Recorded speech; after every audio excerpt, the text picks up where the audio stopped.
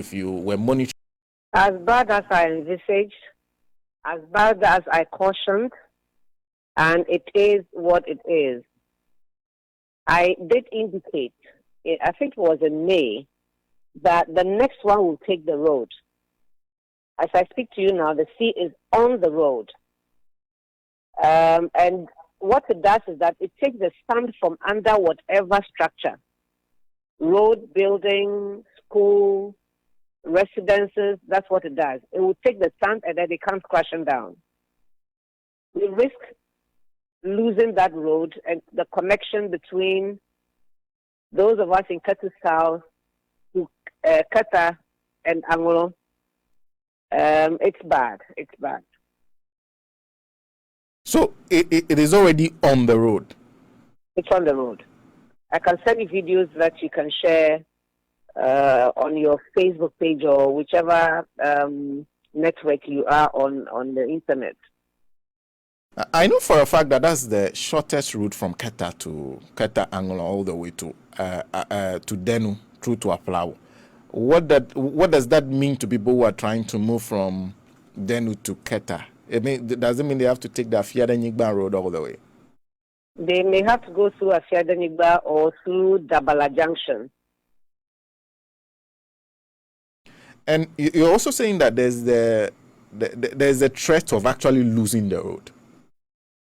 Oh, absolutely. If it's taking buildings, what is the road? The road is already on the low side. Buildings that are vertical are gone.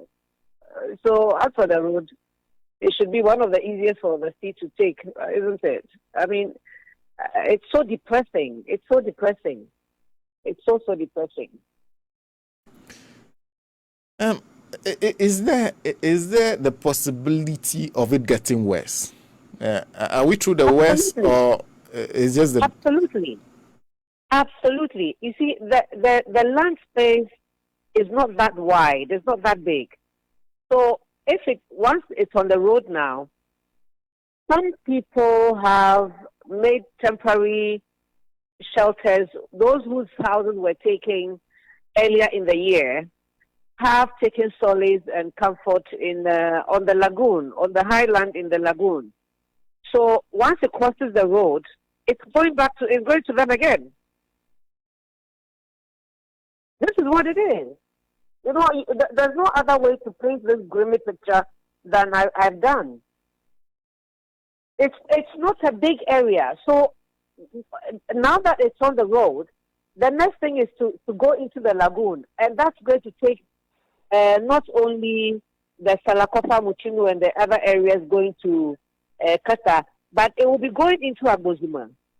The Agozuma area is closer to the road than probably Aflao is to that particular location I'm talking about.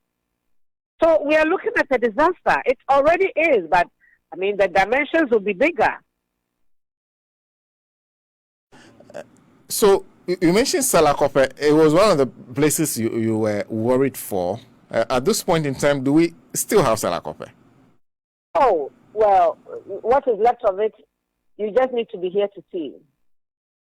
You just need to be here to see. And it's not only Salakope now. It's the other villages around it.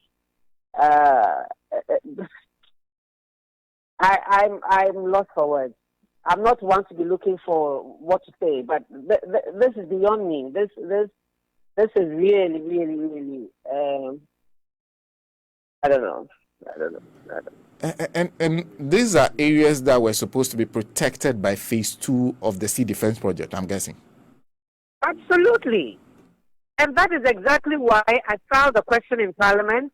The Honorable Minister for Works and Housing came and responded beautifully in words, came to the constituency, responded beautifully, and assured us that by the end of the year, we will see that work will start. We are in November. And I did caution.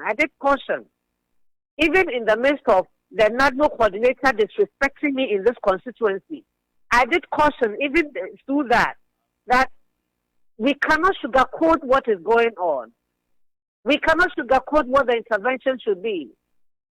The reality will be stared us in the face, and here we are. Deja vu. So essentially, are you saying that those who are supposed to be reporting back to central government, telling central government what the real situation, what needs to be done, are perhaps not saying it as they are supposed to say it? I wouldn't know what they are saying to central government. I don't know what they are telling His Excellency the President. But I do know that I've spoken with the former MC, the current MC, the regional minister. Fortunately, it's the same regional minister who served in the last administration and is in this administration. We've spoken. The minister was here. Who else will be talking to central government? I mean, Honorable Asenso Boache was working in the Flagstaff House before he was appointed as the minister. If anybody should be able to get His Excellency's ears, he should. So let me then ask about those who were occupying what was left of Salakope and Mutinu and those areas. Where are they now? Searching in classrooms, by the roadside, under shed. It's just, this is worse than being in a refugee situation. This is worse than being in a refugee situation. Look, there's one of the videos where some woman's condo or compounder was floating, and a man rushed to go and pick it for her. I mean, how can you reduce people to this level? We must live in dignity. We shouldn't be suffering in our own country like this.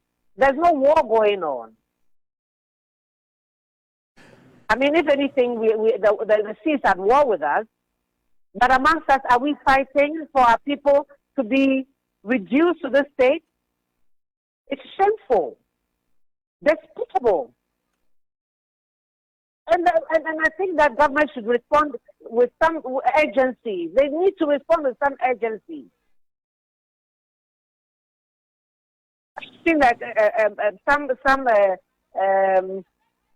Facebook screenshot of Honorable Asenso Boache in Axim, somewhere in Axim, happy that the sea defense there is 95% complete. What about us?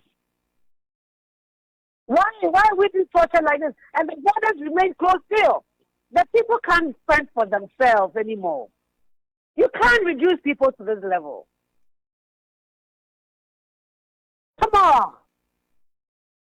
And Honorable, at this point in time, you have constituents, your other colleagues have constituents whose houses have been overtaken by the sea. They have lost property. Perhaps a lot of them have lost even the basic ingredients that they were hiding in their houses to prepare food, among others. What needs to be done? What is the urgent response you are expecting, perhaps this morning, tomorrow, and the day after? What needs to be done is for the contractors who are to build the sea defense to get on the spot now. It's not about me bringing rice and corn and oil and fish and whatever. No, we've gone past that. The piecemeal and the knee-jerk reactions and the ad hoc interventions are not necessary. Those are the kinds of things ordinary people can do for one another. The big deal is having the sea defense constructed. Oh, good Lord. Okay, so the sea defense is the most important thing. You expect to see work begin immediately? Absolutely. Absolutely. That's what the state must do for us. That's what His Excellency the President and the Cabinet should decide. Where are we going to get immediately and get the contractor to come and work? Nothing more. I'm at my wit's end. My patience has run out. If it was one of them, I'm sure the kind of language they would have been speaking. I recall vividly how during the campaign, and I put this on my Facebook page the other day. I remember with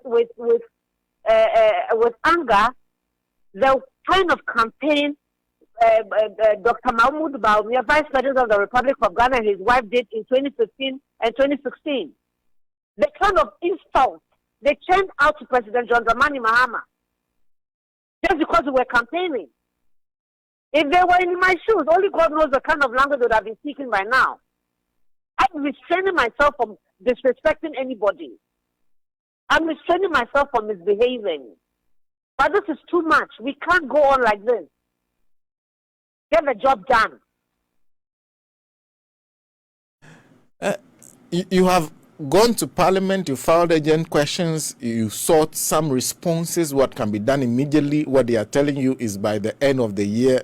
That essentially means before December 31. Anywhere before now and December 31. What can you do? What else can you do in your capacity as a member of Parliament to perhaps give them some relief, or is beyond you now? I beg your pardon, can you repeat that? I'm saying that you have done all this. What else can you do in your capacity as member of Parliament to offer your constituents some relief, and what are you doing? Or is all beyond you now? Look, apart from all that you have listed, the people have demonstrated. They put a canoe, the chief fisherman's canoe was pulled across the road, called them and pleaded with them to allow traffic to move. When you push people to the wall, I don't know what they will do. What I have to do as the legislator representing them, I have done. What they will do, I don't know. And nobody should be expecting me to be performing any magic when things start happening here. I have seen videos and the situation in which my younger brother, Chosu, is in. I will not be held responsible for anything that happens in Ketu South. Because what I must do, I have done. I am not given resources to fix a sea defense. I am not given resources to build a temporary accommodation for people who have been devastated. I am not given resources to feed people every day. And as we speak, November 2021, where is the common fund? Where is the money that I'm supposed to work with? I can't do any magic. If life gives you lemon, to make lemonade. I have gone beyond making lemonade. I have tried to use the zest of the lemon. I have tried to plant the seeds of the lemon. At my wit's end. What is left now is for His Excellency President Nana Addo Dankwa Akufo-Addo, Vice President Bawumia, Cabinet of Ghana, Parliament of Ghana must rise up for and on behalf of the people of Ketu South, Keta and Anglo. All of us along the coast deserve to be treated properly and equally. This selectivity is unacceptable and it should not continue.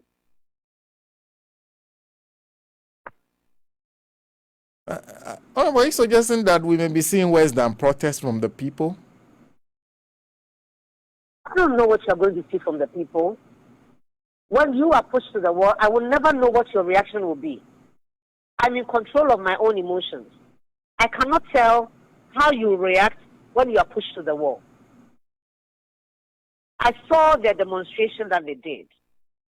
I was sitting in Parliament where the videos were sent to me. I made calls and I pleaded with them. Did they consult me before going on the street? No, they didn't.